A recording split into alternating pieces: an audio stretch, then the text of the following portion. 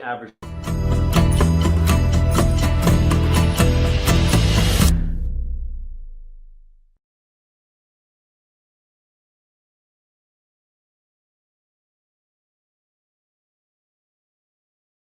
All right, you know what? This is one of those you're going to be telling your friends about. I heard about the box demon on 21 Next. What in the world is that? You will find out very shortly. It's this thing that's hitting the news. Now, this is not just something we're making up. There's really the Northern New York Regional Police have this report of someone showing up. Here it is on a doorstep and then doing this creepy thing saying, I'm the box demon. Hey, I got something left over for you. It's an empty box left on the porch. Looks like just a random, maybe friend, maybe, challenge. I don't know what it is. So we thought not much of it. But then upon further investigation, and that means just talking to younger people in the newsroom, they have come to my aid and told me this is actually reminiscent of a character, there's the picture, in the game Roblox named Dandy. Don't believe me? There you go. Dandicus Dancifer. Okay, Dandy. Not sure about the game. We're going to do some gameplay next week, but Roblox is a community where you can go on and have this alter ego and do lots of things in there, walk around, and meet people. It could be a social game, and you could do some different things. But I'm told it's also a horror game at times, and you can, I guess, terrorize people or things, but also challenge stuff. Here's the bottom line. Someone left this overnight, very late into the night or early in the morning, depending on how you look at it, around 4 a.m. at this porch in York County. And these people had to react to it. And they don't know what to think of it. They don't know who this person is. So kind of creepy, kind of silly, but also in the game, a little bit scary. So we're learning about this box demon as we go. When we learn more about it, staring at you. I don't know, folks. There it is. We report, Police tell us about it. We move forward. This is really a scary one right here. So there's a woman in Columbia, in Cumberland County. Stay with me on this for a second before we show the video. So this woman, Natalie Sciatti, she's headed home from work, traveling in Boiling Springs, and out of nowhere gets hit by a deer. It transforms her life, obviously, breaks every bone in her face. But now she's talking about her recovery and her optimism, and it is really inspiring. Let's take a look right now. This is one of those things that you're not going to believe. There's how she looks now. That's how she looked before. So obviously a major transition when it comes to her looks, but just survival here is the main step. Every bone in her face was broken. A big interview that Kennedy Miller did, talking about optimism and working back from this long time in intensive care. Parents say she's doing well now.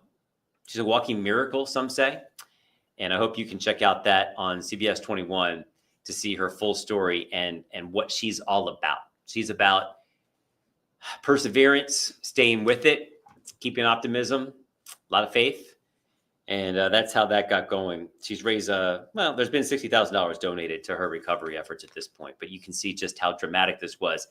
They say that the deer hit, I hate to say the word perfectly, but it did. Look how there's no damage to the front except for the window.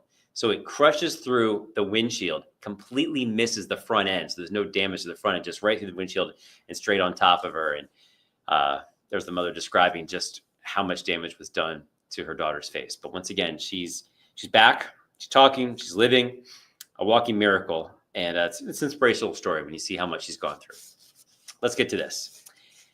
Controversial right now. Maybe you saw some of the protests along New York today. And on the surface, this sounds like a pretty rough deal, that someone's being penalized simply for free speech. So last year, you might remember, a lot of protests were happening on campuses against Israel, what was happening in Gaza, right? You saw some encampments. Here's an example of that right here.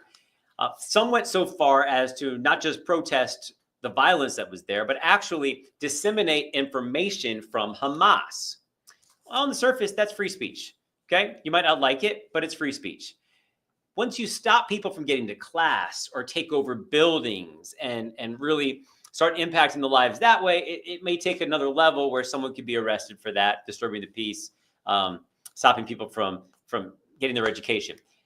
But here's the problem, and something that we've learned is that there's different rules if someone is here on a green card, so they're not a citizen, or if they are. So if you're a citizen, you pretty much say anything, and it's free speech.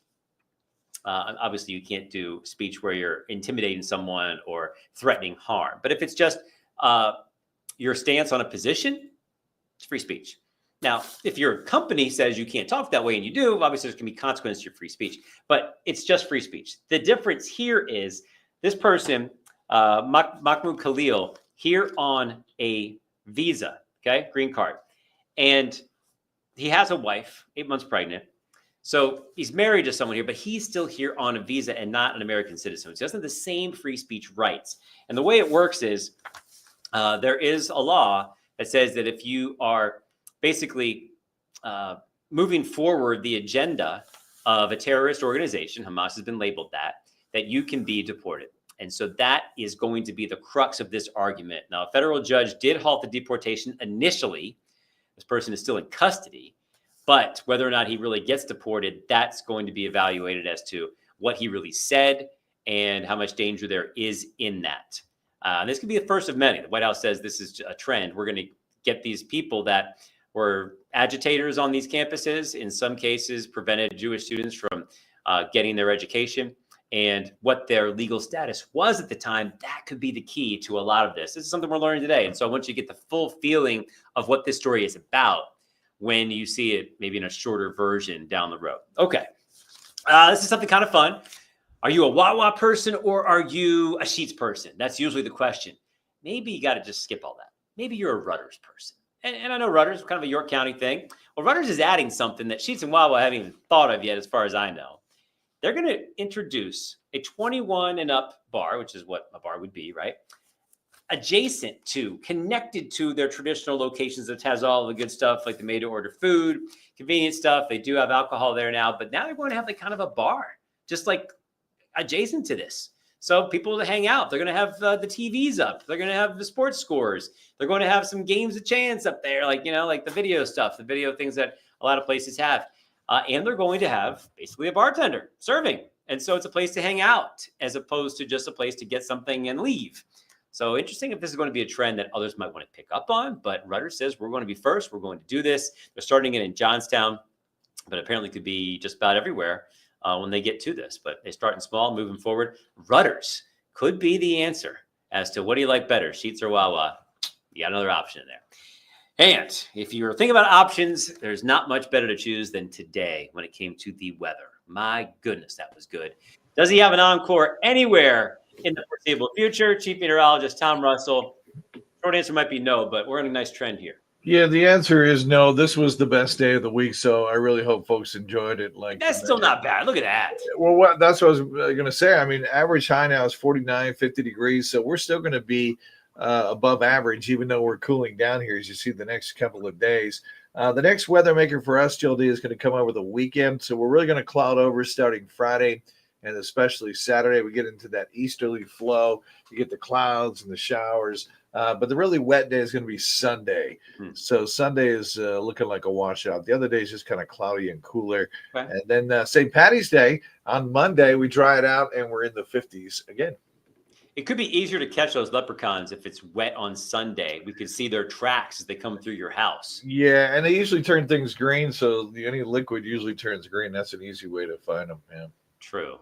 Yeah. My daughter used to make the leprechaun traps. Yes. That was a big one in the preschool that I recall. They would. This was 7th grade. Yeah. Okay. Maybe I mean, they're more elaborate now. Yeah, I mean, okay. Not quite as successful as you may like, but it's still a thing. Yeah. My kids remember the leprechauns messing everything up, you know, tipping over the desks and the chairs and all that stuff. Oh, you can blame the leprechaun on that? Like, oh yeah. Next time my wife says the place is too messy, leprechaun, me. They're so mischievous, you know. I like that. Plausible deniability and blaming some metaphorical green thing from the past or the future, whatever it is. Yeah, so a little cooler back to the weather. A little cooler tomorrow, yes. Right, but today was magnificent. Still not bad. Today was spectacular. First 70-degree day of the year, right? Yeah, first one of the year, first 70-degree day. So. But it wasn't a record. No, the record goes back to, I had it wrong, I think, on TV. 2021, 76 degrees. Okay. All right. We'll pretend that didn't happen. All right. Thank you, sir. You know what did it? The leprechaun screwed up with your forecast earlier. Yeah, it was the leprechaun. All right, folks. Leprechauns, convenience stores doing bars, a deer flying through the windshield, a deep dive into immigration and green cards, and the box demon. You get it all on 21 Next tonight. Share it with a friend. Tell somebody what you got. And remember, you saw it here March 11th. I'm Joel D in the place to be. Thanks for joining us. We'll see you next time.